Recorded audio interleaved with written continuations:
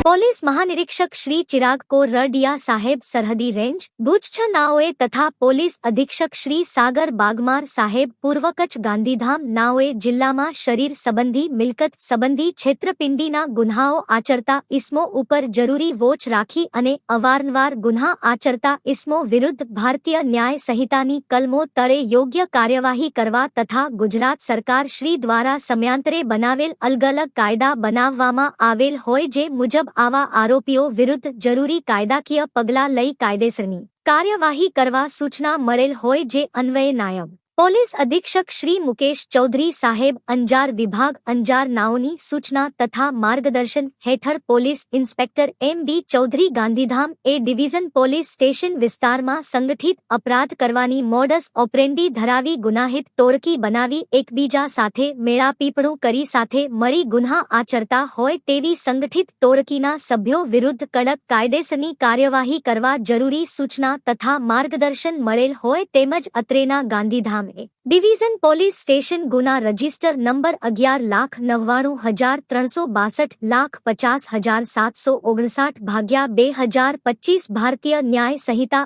Act 2023ની કલમ 316(2) 318(4) મુજબનો ગુન્હો બનવા પામેલ અને સદર ગુના કામેના આરોપીઓના ગુનાહિત ઇતિહાસ ચેક કરતા આરોપીઓ વિરુદ્ધ અગાઉ ગુન્હા દાખલ થયેલ હોવાની હકીકત જણાઈ આવતા તે સંગઠિત અપરાધને પ્રોત્સાહન આપી સંગઠિત ગુનો કરવાની તથા કાવતરું કરવાની ટેવ વાળો હોવાની હકીકત તપાસ દરમિયાન જણાઈ આવેલ.